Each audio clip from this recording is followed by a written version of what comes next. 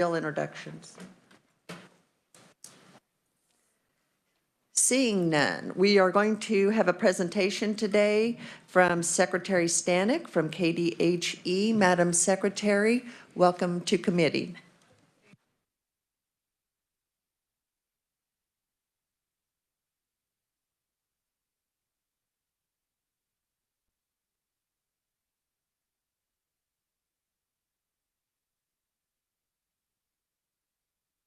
Glad to touch base with you from your hiatus and got to see some of you, and again looking forward to working with all of you. I'm going to keep my remarks very high level, and I have my team here today. I'll just do a high level overview and leave time for questions. Ashley Goss, our Deputy Secretary of Public Health, will be doing an overview on that section, and then Sarah Fertig on Medicaid.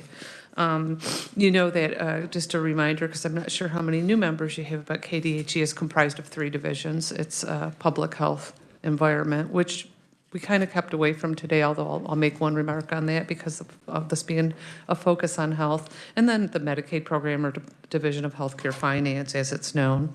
So I would say that KDHE is focused on their mission to protect and improve the health and environment of all Kansans.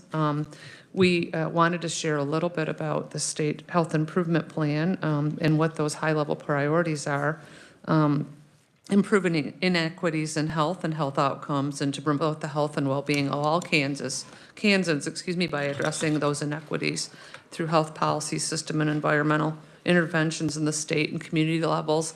I would say that we have spent a great deal of time over the last year really getting into the community level, whether it be with stakeholders like local health departments and FQHCs and other healthcare delivery and childcare delivery organizations and so forth. And throughout the state, it's been very eye-opening to identify some of the deserts we have with access to care and so forth. So our focus will continue on those areas, improving access. We want to have seamless collaborative systems. I think we've proved that we're very agile in the ability to set those systems up over the last couple of years, and we want to remove as many barriers to access and support delivery through coordinated care. And our partners do too as well. We serve a number of organizations and partner with a number of organizations.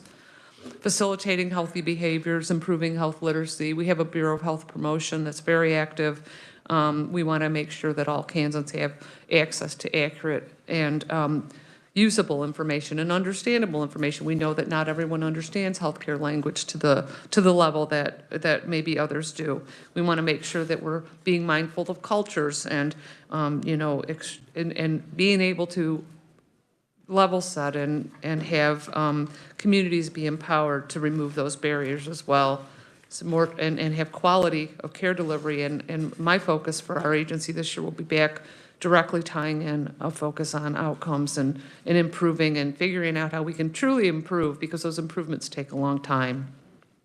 And then Ashley will touch on this, but funding and capacity, funding for healthcare delivery in general, whether it's the hospitals, the medical society, or public health, you're going to hear funding remains an issue. Capacity, we need to look at capacity in a different way. Taking care to patients versus waiting for them to come to us is no longer a reality. So we want to strengthen and expand that capacity and the capability of the public health system. Collaborative partnerships, I'll continue to say that, and alignment will be our focus to improve the health and well-being of all Kansans. Some of the focus areas, and I noted these when I started this role about a year ago, but we continue to rebuild the confidence in public health and KDHE through, achieving collaborative initiatives, achieving goals that we set, and improving the health and safety of all Kansans, and we are committed to that. And it's grassroots work. I'm committed to that myself, top down, and I think, are making some strides in that. We want to adhere and ensure that we are operating to meet all legal, legislative, and federal requirements. That's been difficult over the last several years, but I would deem us very compliant and mindful of the varying concerns about some of those regulations, no matter at what level they are. And we want, again, a partner and align on funding. One thing that an observation of mine is that the funding is coming from many sources, and it goes to many people. For example, we have a workforce grant that we're going to, it's unprecedented amount from HRSA that, and CDC for $30 million plus. 40% of that has to go back to the local health departments. That's the stipulation from the feds, and we're happy to do that. But we are partnering, although we don't have jurisdiction, but we're partnering with the health departments to make sure that we can just have discussions about aligning where those resources will go, so that, you know, that we are collaborative and that we're all on board with what the focus initiatives might be, whether improving IT systems or just getting basic staffing positions in place to help with Medicaid enrollment, for example. And then another focus has been interagency collaboration. I have talked about the fact that we have 3 divisions, and we have 3 divisions. And so within our own agency, we have worked really hard to try to make sure that we're mindful of what the other divisions are doing. There's a lot of opportunity, public health and Medicaid in particular, but there is some flow over for environment and air quality and asthma and things like that. So we are working hard at that. And we also are also expanding, and myself, again, top down, expanding into more collaboration with KDAD's DCF, transportation, ag, because we all cross over, and we want to make sure that we're aligned, whether it just be on little things or bigger things, whether it be air quality and the impact there, or something that's going on with ag, with the deaths of the chickens this summer and all of that other stuff. So we are working on that. And lastly, the focus being on workforce. I talked to you all about workforce. You hear it all the time. It's on my list of to-dos, a number one thing every day, that we are looking ahead. We are looking grassroots at how are we going to recruit and retain people to come to the state to work. We have clinical and non-clinical positions that are very important. So we are getting creative. We have focused a lot on how we've been doing that recruitment, whether adding LinkedIn might sound like a rudimentary example, but we have moved towards more online recruiting sources, and we're finding some success getting people to come. I've talked to other secretaries of health throughout the country, and we have to hire for culture versus pay sometimes because we can't compete with the public sector. However, I think we're doing pretty good, and I remain committed to that. So with that, I want to thank you for having us here today. Again, we're just getting started, and we've heard from some, and I appreciate all the communications I get offline, and happy to discuss and have one-on-one meetings with you all again this year. I'm starting some of them already, and so I'm going to turn it over now, if you're okay with that, to Ashley Goss in Public Health. Yes, thank you, Madam Secretary. And committee, we will hold questions until all of the presentations, so please make note of any questions you may have. Thank you. Welcome to committee, Ashley. Thank you for being here. Thank you. Welcome back, all of you. It's good to see you all. I'm just going to touch briefly on a couple of items in our division. As most of you are aware, our divisions are very large. So if there's specific things that you would like additional information on at some point, we're more than happy to come back and present in front of the committee detailed info on whatever program or programs you'd like to hear about. So as Janet touched on, she touched on a couple of things already, but first thing I want to tell you about is Healthy Kansas 2030. We, over the last year, have been surveying Kansans throughout the state, partners, to find out exactly what our next priority should be for Healthy Kansas 2030. As you are probably aware, this is also a federal program, so we have the whole encompassing healthy, I'm sorry, I lost my words. We make it state specific based off what our state needs are. So the feds offer something down, we survey our population to find out exactly what their priorities are in healthcare coming up. So as you can see, Healthy Kansas 2030 has started with a statewide health assessment. It was convened by us and guided by a volunteer steering committee comprised of individuals from across the state. I think some of you were offered to participate in that and do a survey, offer your feedback. And then we also had 2 volunteer subcommittees that had a large number of community partners as well. So we went border to border throughout our state so that no region was left out. And what came out of that within our process, we did have 26 key informant groups, 11 focus groups, and then we had 1,500 responses from our community surveys. And then also we had used our health indicator analysis, which we want to go into places that maybe have a lower health status so that we can hear their voices to find out what their gaps are and things associated with that. So out of that came our priorities. As Janet mentioned briefly, they're listed on the slide again. Improving the inequities in health and health outcomes, improve access to care, facilitate healthy behaviors and improve health literacy, and finally, improve public health funding and capacity. So over the next 10 years, those will be the things that we strive for, working with our partners throughout the state in order to find out what that looks like, realizing that each region looks a little bit different in what their needs are and their needs assessments, and working to make it region-friendly, county-friendly, so that we can meet the needs of their citizens. The next big undertaking that has been going on over the last couple of years is our reaccreditation. So our public health department, the state health department, became accredited 5 years ago. In order to achieve accreditation status, we have to work through the Public Health Accreditation Board. It is a national board. There are several standards that we have to meet. We did accomplish that 5 years ago. Then we do have to reapply, I should say, for reaccreditation. We are in that process. We have submitted our application. That process is much smaller.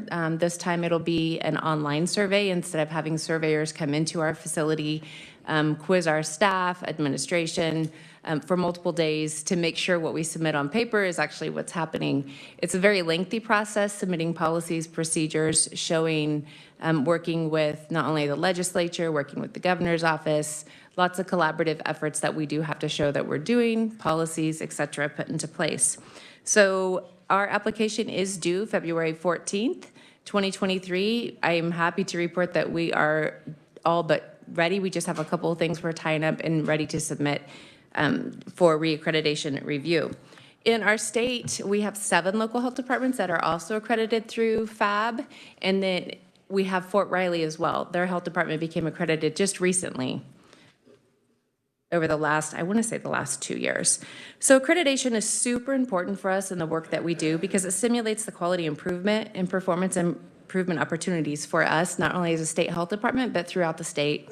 It also improves competitiveness for funding opportunities. So far, we haven't seen direct ties as a requirement for federal funding, but we've been told that at some point it will come down to, if we're accredited, we will have a leg up on funding opportunities coming to our state. It also helps us document the capacity to deliver our 10 essential public service functions.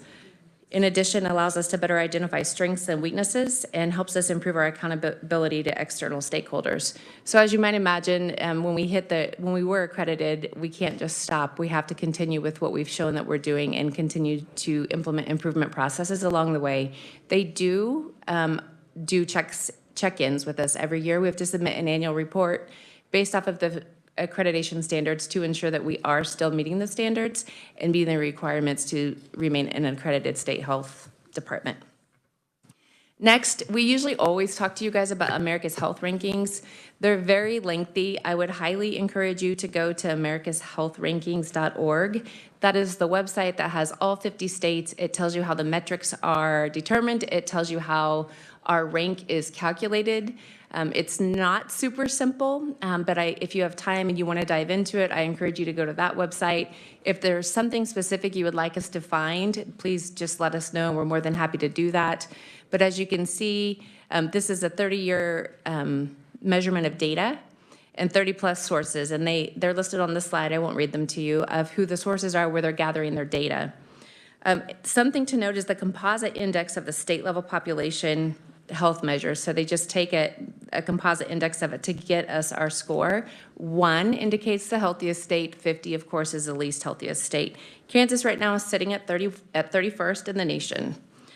Important to note, as you are reviewing data, should you choose to go on and look at it, a positive or negative change doesn't necessarily mean that it's a relative measurement into the health because of all the things that come into place. So it doesn't necessarily mean that a state is better or worse.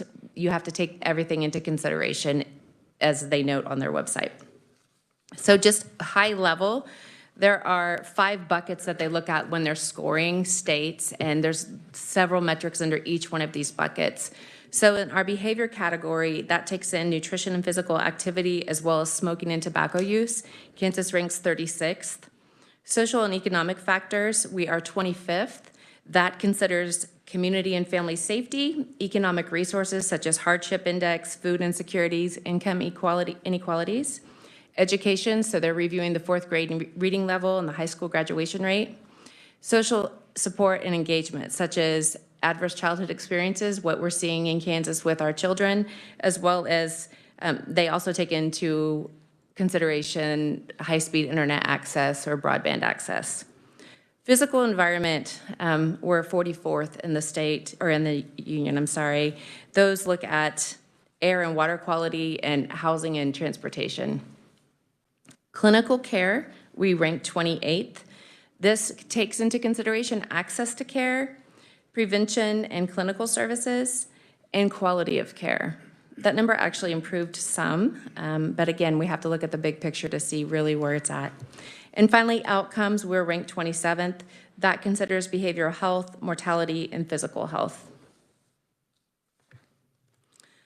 All right, the next slide is is diabetes and the cost that it costs us to manage and care for diabetes in the state of Kansas. As you can see, 1 in 9 adults in Kansas have diabetes. It's the seventh leading cause of death in Kansas. And of course, this diagnosis is directly tied to some of our health rankings because it takes into consideration healthy eating, obesity, all the things that affect diabetes. And so, as you can see on this, we have some work to do still in Kansas regarding our diabetes and trying to get that reduced. And you can see on the slide how much it costs. With people with diabetes in Kansas with our CanCare dollars, and you will also see that there are more than 72,000 Kansas with diabetes that were discharged from hospital stays. Median stay for those were 4 days.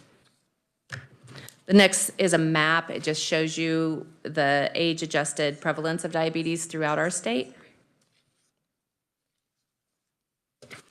And finally, what's next and where do we go from here? So it's super important, as Secretary Stanek noted, continue collaborating with communities, policymakers, and sister agencies to improve the overall health of Kansas. Collaboration, communication, transparency is super important in order to make these move. Then it'll move in a positive direction. Continuing to improve and expand our programs that work. That comes with funding, of course, as well. As the Secretary mentioned, Kansas is still ranked below the national average for how much we spend per person in public health. We spend about $87 per person in public health. The U.S. average or the high is about $130 per person in public health. And of course, again, as Secretary Stanek mentioned, we're going to embrace assisting technologies such as telemedicine. We've seen a lot of advances in telemedicine over the last couple of years and hoping to see that continue and where we can make it more useful and utilize it. And aligning agendas, legislative agendas, agencies, associations, advocacy groups, and of course, working with our local health departments as well. So our opportunities for improvement as far as agency legislative initiatives, we would ask support public health practices, modernize current regulations, which we are working on several, and licensing procedures, and of course, supporting and funding for existing programs. And that is all I have right now for our division. I'm going to turn it over to Sarah Fertig, our Medicaid Director. Thank you, Ashley. And Madam Secretary and Ashley, I didn't ask, are you guys able to stay until the end of committee to field any questions? Okay, just want to make sure. Hi, Sarah. Welcome. Good to see you again. Good morning. Thank you, Senator. And good morning, committee. Good to be here. My name is Sarah Fertig. I'm the State Medicaid Director for Kansas. In the KDHE org chart, I report to Secretary Stanek, and we oversee the Medicaid program for the state of Kansas and the KDHE Division of Healthcare Finance. And so starting on slide 17, I've got some kind of general information about how Medicaid works for those of you who might not be so familiar with it, and then also highlighting a couple of the priorities that we're planning on leaning into a little bit more for 2023. So the Division of Healthcare Finance essentially serves as the single state agency for Medicaid in Kansas. That means we are the main point of contact for the Federal Centers for Medicaid and Medicare Services, or CMS. It means we're also primarily responsible for compliance with all the federal rules that follow Medicaid. And on slide 17, to give you some highlights, this is not a comprehensive list of everything our division does every day, but it gives you some of the big points. So our division is responsible for Medicaid eligibility application processing. We contract out for some of that preliminary work through a contractor called Conduent, and they assist with family medical application processing. We also oversee the daily maintenance of the Medicaid program. We're essentially a large insurance company, and so you can imagine healthcare moves very, very quickly. There's constantly new drugs coming on the market, new services, new technologies, new efficiencies. So it's our responsibility to make sure that Medicaid coverage remains efficient for our members. We're responsible for Medicaid drug rebate invoicing. Under federal law, drug manufacturers are required to provide a rebate to Medicaid programs for certain drugs, and this generates tens of millions of dollars of revenue that go to offset the costs of providing Medicaid services in Kansas. So our division handles that.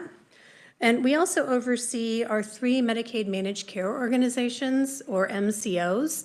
That would be Aetna, Better Health of Kansas, Sunflower Health Plan, which is a Centene subsidiary, and United Healthcare.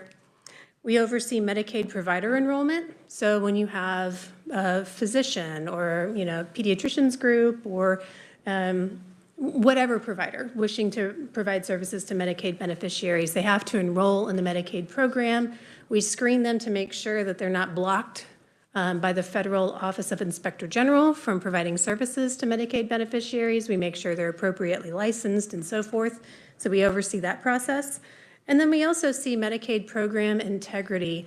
So program integrity is a required function of Medicaid programs. We work in conjunction with the Kansas Attorney General's office and our fiscal agent. And the purpose of program integrity is to prevent and detect instances of fraud, waste, and abuse in a Medicaid program. And we have a really good working relationship with the Attorney General's office on this. They've got 2 divisions that specialize in Medicaid fraud, waste, and abuse, and we work closely with them to help in those efforts. And on slide 18, a little bit more of an overview on everything that we do. The Division of Healthcare Finance is responsible for compliance with federal Medicaid rules. So we're the ones who are ultimately responsible for compliance with all of those rules. And when CMS has a new directive for the state, it comes to us and we make sure that it's implemented. And we're also responsible for making sure that all of the reports are submitted timely, all the standards are met. Those of you who were around last year may have recalled some discussion about the CanCare 1115 waiver and the financial rules we have to follow with that. We are responsible for making sure we follow all of those financial rules. And then I'd be remiss if I didn't also point out that we partner very, very closely with our sister agency, KDADS, the Kansas Department for Aging and Disability Services. KDADS is responsible for administering the state's 7 home and community-based services waivers, or HCBS waivers. These are special programs that allow the state to provide an enhanced suite of services for disabled members so that they can continue to live safely in the community instead of in a nursing facility or other type of institution. And our agency, DHCF, is responsible for making sure that all the federal rules associated with those waivers are met. And on slide 19, just very high level, wanted to inform the committee about some of the major projects in 2023 for Kansas Medicaid. The first one is we are in the process of shifting federal authorities to operate Medicaid managed care in Kansas. And again, if you were around in 2022 and heard some of this discussion, CanCare has operated under an umbrella 1115 waiver. It's a demonstration waiver since its inception in January of 2013. 1115 waivers offer a lot of flexibility for the state to experiment and do pilot projects and things like that, but it also comes with very stifling financial rules that basically control how much money the state is allowed to spend on Medicaid. And what we started to see over the last several years, we've seen a lot of really good investments in the Medicaid program, investments in nursing facilities. Last year, there was a 25% increase on provider rates for the IDD, or Intellectual and Developmental Disability Waiver. So a lot of really good investments, and our 1115 waiver was kind of getting in the way of us being able to fully invest in some of those. So we started studying it, and after a lot of discussion with the Bob Bethel Committee and with stakeholders, decided that really it's time for CanCare to not be a pilot program anymore. You know, it's been around for almost 10 years now. Make it more permanent and shift federal authorities that would allow us to continue to operate CanCare, but without having those stifling financial rules to control the state and basically tell us how much Kansas and how much the legislature is allowed to spend on its own Medicaid program. So we began that process last year. We held a series of public information sessions throughout October. We did 15 of them. I see a number of folks in this room today who were present for a lot of those information sessions. And we submitted our application to renew a small version of our 1115 waiver with just a few policy pieces in it back in December. In 2023, we will start filing the companion applications to fully shift those authorities. That includes Medicaid state plan amendments and what's known as a 1915B managed care waiver. So after all that jargon, what we will be left with in January of 2024 is the exact same CanCare program as you know it today, but to the greatest extent possible, liberated from federal restrictions on what we're allowed to spend on our own program. So that's kind of what it all boils down to. So we'll continue that work this year.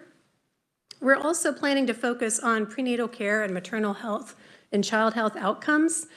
You may recall that in 2022, the legislature funded our ability to change Medicaid eligibility policy, and we are now able to extend coverage for postpartum women to 12 months postpartum. Previously, we would terminate Medicaid eligibility at about 2 months postpartum, which kind of hindered our ability to do a lot of work for women who are experiencing postpartum depression, who are struggling with being a new mom, that type of thing. That 10-month extension for those women, we're hoping will really help make a dent in some of those outcomes. So now that we have the policy change, we've been researching ways to make more of a dent in maternal mortality and morbidity in Kansas. And so some of the ideas that we've been researching are adding coverage for doulas to assist vulnerable moms in navigating prenatal care, hopefully get them in to see a doctor early in the pregnancy rather than late in the pregnancy. We're looking at partnering with Ashley Goss's Title V program to better capitalize on federal dollars and possibly add home visiting to Medicaid coverage. And also, we're also looking into expanding access to lactation services, making them more available to new moms so that if they want to breastfeed their baby, they have more support and are able to do that successfully. So that's one of the focuses we're going to have, healthy moms, healthy babies. And then lastly, a large project we have this year is rebidding the Medicaid managed care contracts. I think these are the biggest contracts in the state of Kansas for state government. They're quite large, and our current contracts are effective through the end of this calendar year. We will need to extend them following legislation from 2022. And we're going to be resuming stakeholder input sessions this winter. I don't have specific dates for you yet. We're beginning that planning process. That's going to go into the spring. And our goal is to issue the request for proposals for those contracts in late summer or early fall, hopefully ballpark mid to late September. That's kind of what we're hoping to do. And that concludes my update, Madam Chair. And I suppose we'll turn it back to the committee for questions. Thank you. Thank you, and thank you all so much for the information and for being here today. Committee, I anticipate with that amount of information, we will have quite a few questions. So just understand that I want to make sure every senator, every committee member has a chance to ask some questions. So if we have time, I'll circle back around. But I will kick things off. Sarah, this is for you, kind of a multifaceted question on Medicaid. So approximately how many Kansans who are not eligible for Medicaid have been removed from the beneficiary rolls so far? Thank you, Senator. Currently, none, because we are still under a continuous eligibility requirement under federal law to continue to keep folks on Medicaid. Our rough estimates are we have about 525,000 Medicaid members currently.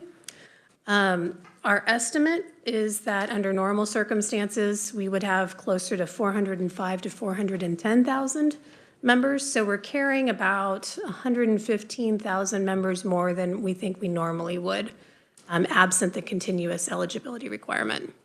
Do we anticipate any of those will be removed by the end of this current year? If so, how many? Yes, Senator, we anticipate quite a few will be removed. We are finalizing plans. For those of you who've been following the news, you may have heard about the federal omnibus bill. It was signed by the president on December 29th, so about 2 weeks ago. And what that does is set kind of deadlines for states to begin discontinuing that continuous eligibility. So what that means in English is we've been putting off doing eligibility redeterminations for large chunks of our population for almost 3 years now. We're going to resume them.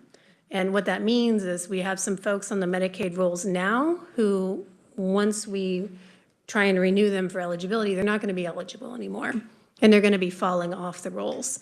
So we are required under that law to submit a plan to CMS in February of what that final plan is going to be.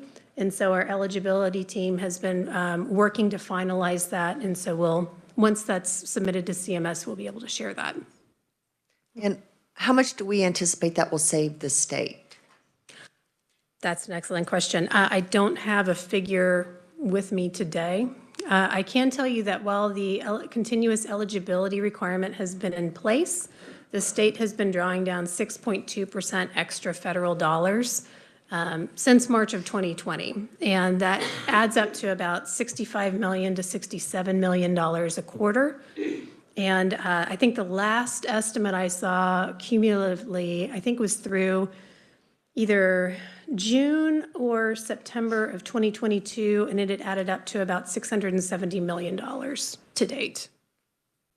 So that is meant to offset the cost of continuous eligibility. But we can look into that, Senator, for you. Thank you. I'd appreciate that. Thank you. Committee, other questions?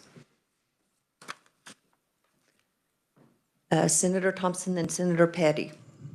Thank you, Madam Vice Chair. Thanks for being here, Sarah. I'm not sure if this is for Secretary Stanek or Ashley. Recently, there was a FOIA request on the CDC on VAERS data, and it was just released the other day on the safety signals on the COVID vaccines, and proved significantly that those COVID vaccines are extremely dangerous. The reason I'm asking this question is because I had a constituent who is on the kidney transplant list over at KU Med and was told that to be eligible for a kidney transplant, they had to take the COVID vaccine, even though one of the potential side effects is damage to organs. So what can you do? I mean, one of the goals that you guys were talking about was literacy, health care literacy.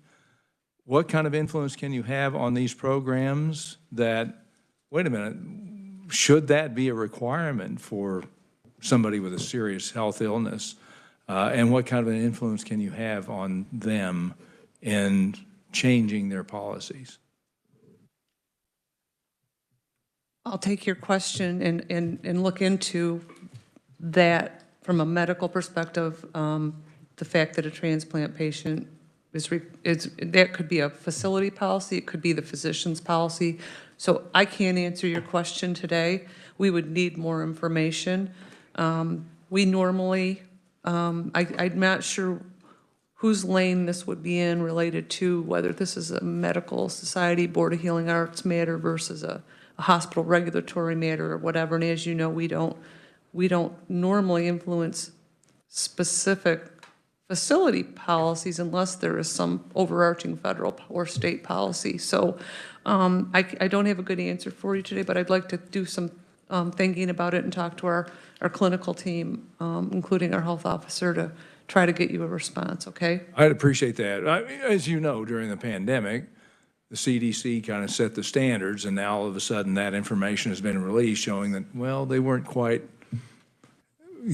as up to speed on the efficacy and the dangers of the vaccine. So I would appreciate that, because that does influence individual cases, and even down to, I know of a lady who had to get a knee replacement and was forced to get a vaccine, a COVID vaccine. So, to the extent that KDHE could weigh in on that information, I think it would be very helpful. We could look in to see what kind of literacy information's out there that we have available, but also then maybe what others are doing. So again, I don't want to say too much because it's a big topic. Right. And I would rather not misspeak. So thanks for that question. We'll follow up. Okay. Thank you. Thank you, Madam Chair.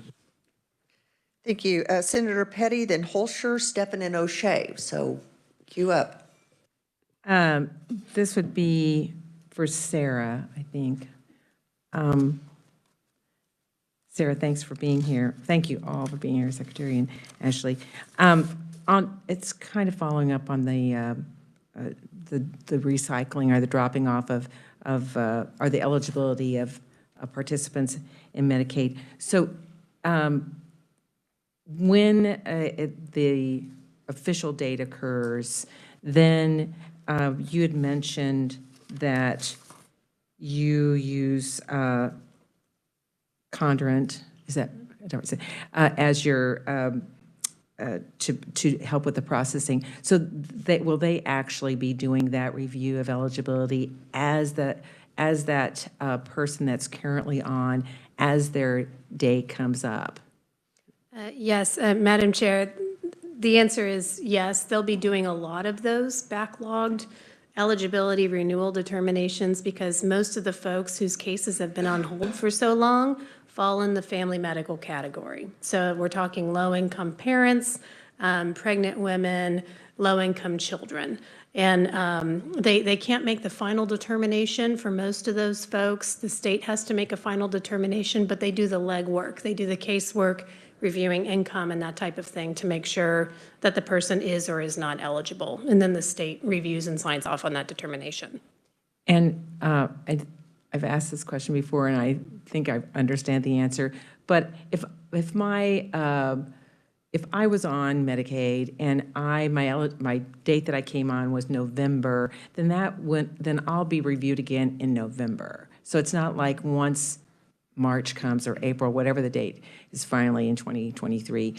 It's not like, hey, this whole dump is going to occur of all of the people that are currently on there. It's going to cycle around. We'll still have people coming on, but we'll have more people. But there's the belief that there'll be more of a certain group of people going off. Is this correct? That's right. And so, Madam Chair, the way the unwinding from this is going to go is every month our eligibility team will handle a slate of backlogged eligibility renewal applications, in addition to the normal processing that they do, new folks coming on, that type of thing. It will not happen overnight. We cannot handle that amount of volume. Every one of these cases requires actual human eyes and human hands working it. We cannot just run a report and kick everybody off, because we don't know whether some of these folks are still eligible, and we won't know until their case comes up for redetermination and we get information from them on their current circumstances. So, we might have somebody who's listed as eligible now under one program. We go to run their eligibility redetermination. Maybe they're eligible now under a different program. Maybe they're low income and pregnant, and now they're eligible for a different reason. Or maybe they're not eligible for anything anymore, and we have to terminate their eligibility. But under federal rules and the federal guidelines, we're supposed to handle this process over about a 12-month period for a couple of reasons. Number one, you cannot manufacture qualified eligibility staff overnight. The states have had very little time to kind of staff up for this. It's been hurry up and wait for about 3 years now. So, and the consequences of making wrong decisions for eligibility can be kind of catastrophic. We could risk losing federal dollars. There could be a lot of state fair hearings that take more time and effort and more cost for the state. So it's important that the state get it right the first time, and that's why CMS is asking states to roll this out over about a 12-month period. Then my last question I'll go on the cycle, then I'll ask another question. Do you mind, Senator Pettit? No, We do have several others. Senator Holscher, Stefan, then O'Shea. Yes, great. Thank you. I do have a question about the diabetes information. I'm curious, it said a 4-day stay. Do we know if that's medication related or onset or diagnosis related? It seemed like a lengthy stay, and I was just curious if we had any more data in that regard. And when you respond, would you please restate your name for the record? Appreciate it. Thank you. Sure, thank you. Ashley Goss, Deputy Secretary for Public Health. Thank you, Senator Holscher. I do not have the information in front of me. I'm certainly happy to go back and have my team dig into that for you. Great. Thank you so much. Thank you, Senator. Senator Stefan. Thank you. And this is for anybody who wants to answer. Recently, there was a document put out that titled something like Infectious Disease Emergency Response Plan. I'm not sure if that's the correct terminology, but it should be close enough to hopefully get, yeah. And in it, it talks, has veiled references to surveillance of Kansas citizens. It talks about public and private partners, but doesn't disclose who these private partners are. It talks about vaccine evaluation. It talks about partners in identifying and countering unreliable or false information. It talks about monitoring media coverage and addressing misinformation. A lot of issues that are on the fringe, particularly the last two, a violation of the First Amendment, free speech. My question is, where you all basically followed the CDC down the pathway of confusion and chaos through that COVID response. Did we learn anything from that? And is it reflected within that extensively long document? Because frankly, I didn't see it. That is a long document.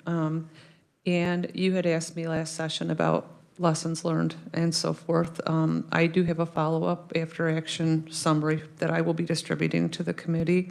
I can't speak, and maybe Ashley, I can't speak specifically of the cross-reference of what was followed per se related to that, but there was great care taken, created that document. It's still out for public comment at this point. Do you have anything to add to it at this point? Your specific question is to make sure that what was done during the response is reflected. You want to know whether it was reflected in that document, sir? Okay. That'll be a follow-up for us. And just real quick and follow up, I'd like to dovetail in with Senator Thompson's question, the CDC report, and I did send you all a copy of that. And so I know you've at least had access to it. And I know I don't get through all the data sent to me either. But it does show over 70,000 cases of myocarditis. It shows over 10,000 deaths associated with the COVID vaccine. Does KDHC still consider the COVID vaccine safe and effective? Yes. I mean, yes, yes. You do? On what basis? Just CDC guidance. We know that there are always categories of people in any case with a vaccine that could have an adverse reaction. I'm not here to expound upon medical expertise, but based on what our guidance is with CDC and recommendations related to the medical community. Thank you for the sake of getting everyone's questions. And if there's follow-up, I'm assuming that you'll be happy to visit with committee members and provide follow-up information. Thank you, appreciate that. Senator O'Shea, then Baumgartner. Thank you, Madam Vice Chair. On page 16, there's conversation, sorry, my question's for Ashley. On page 16, one of the initiatives was to modernize regulations. Could you expand a little bit on what you're all looking at for that? Well, so we constantly want to review regulations, and we had actually started down a path to review regulations specifically on the public health side because they had not been really formally reviewed as all regulations, really since I've been in statute. They've been here and there. And so we started that before COVID. COVID happened and kind of derailed our meetings with our local health departments and local stakeholders. So it's getting back on track and reviewing things where they need to be, what the feedback we get from stakeholders, you know, because people offer suggestions off and on. You guys offer suggestions or want us to review things and consider looking at it maybe a little bit differently or updating it to make it fit in today's world. And so that's essentially what we mean is just taking them. We obviously can't update them all at one time. And clearly, based off the law that was passed last year, we will be reviewing them all in whole every 5 years, I believe. But just kind of getting a jump start on some of those and really the ones that are key, that are really important, not only to legislators, but to the communities as well that we're hearing from. Does that help? Yes. One quick follow-up. The strategic plan, I guess my question is, what are you finding that's different than maybe the last couple years' strategic plans? Like what's surfacing that's standing out? So on the Healthy Kansas 2030, is that what you're asking about? Honestly, there's a lot of similarities with what we're seeing. Access to care is still present. Access to affordable care is still present within communities in certain pockets. It's not the same everywhere, but a lot of similarities. It has not changed a whole lot. We've seen some improvements, but really the top initiatives are the same initiatives that we normally hear from communities. And so just really diving into that to try and get the needle to move is going to be key over these next several years. Senator Baumgartner? Thank you, Madam Chair. So first, as a request for Ashley, you shared a lot of, or excuse me, first for Sarah, you shared a lot of information and data specific with regard to Medicaid. Could you please get that to our committee members in writing so that we can kind of track, particularly since that exception started COVID? That would be helpful, Madam Chair. My question for Ashley is you talked about the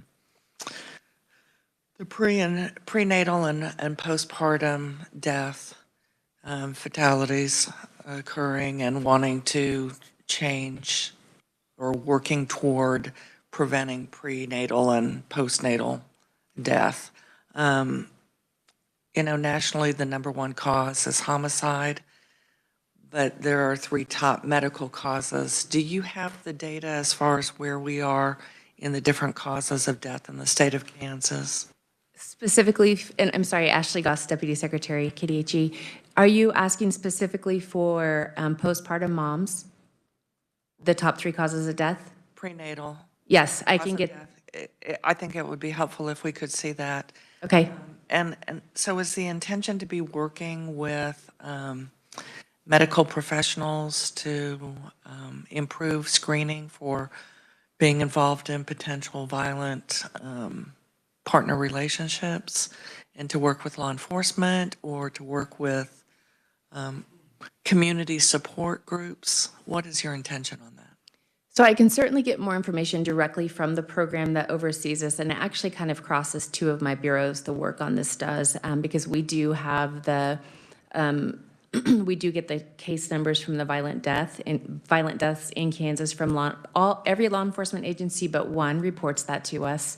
And then also on the other side of the house in my family health bureau, where all of the postpartum prenatal work takes place, where we also have the MMRC committee, the Maternal Mortality Review Committee. And so all of that data is coming in, and absolutely the hope for that is to do exactly what you're saying, to work with our community partners, to work with physicians, to work with legislators, the identified partners to help decrease those numbers and to have better outcomes. That includes even working with our Medicaid division, the MCOs. They're the ones that are seeing our pregnant moms in a lot of cases, so that we can get in earlier with them and start services, whatever the identified services is or would be within a screening. Thank you. I so appreciate that. No problem. Thank you. We're quickly running out of time. I want to try to circle back to Senator Petty. I do have just a couple of statements. Is you guys provided a lot of information. The committee has asked for a lot of follow-up information. I would appreciate communication on, when that will be available, including, I know that on the Medicaid, Sarah, that the federal government is giving us 12 months, but I want to implore the department on behalf of Kansas taxpayers to complete that as soon as possible. And I would also like to request the committee get a copy of the February 14th report as well. So thank you. Senator Petty, final question. Thank you, Madam Chair. So this is for Ashley. Ashley, on the 30 million, the workforce grants, and you talked about that 40% has to go back to the local health departments. Is that is that for programming, or is that for salaries, and are you going to be using the same, well, you answered that question. How is it, have you determined how that's going to be distributed through the health departments? Yes. So Ashley Goss, Deputy Secretary for Public Health, KDHE. So we are actually in the process of revising our budget because we had been given a false sense of how much money we actually would get, and 30 million is a drastic reduction of what we were led to believe. I'll leave it at that. So the 40% that's going to the locals, this is a workforce development grant we have never had in the history of our agency. And so right now, and I say right now because everything is under review by project officers at the federal level, and they have authority to say yay or nay.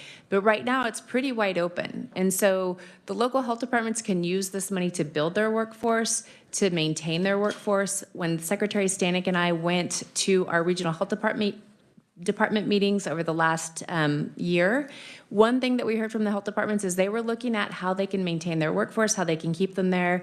A couple of them had ideas of, can we pay for their daycare? Can we pay the bill for them so that they can come to work and it's not an issue? Great idea. The answer is, I'm not sure. We send us your innovative ideas and we'll run them through the project officer. So far, based off the ideas that have been going through, whether it's IT infrastructure things at both our level or the local level, it's been a go. Hiring additional staff, it's been a go. Partnering with other agencies to bring on staff to fill gaps in the communities, they've said yes. And so far it feels like, and it looks like it's kind of wide open as to what they can do. Our biggest concern at the local level is county commissioners maybe not quite understanding that this money really is their money. There is not, I do not believe there is a match associated with it, so it's their money to use over the next 5 years to improve their workforce infrastructure and things of the sort. Thank you, because our health department is so important, and actually I think the last 2.5 years has shown how valuable they are to us. Yes. Thank you again, Madam Secretary, Ashley, and Sarah for being here. Look forward to continue conversations. Thank you, committee. We will meet tomorrow. We will have a presentation from KLRD on the briefing book update. For planning for next week, please look for updates, but we are currently planning on meeting Tuesday, Wednesday, and Thursday. Anything from the committee? Seeing none, we are adjourned.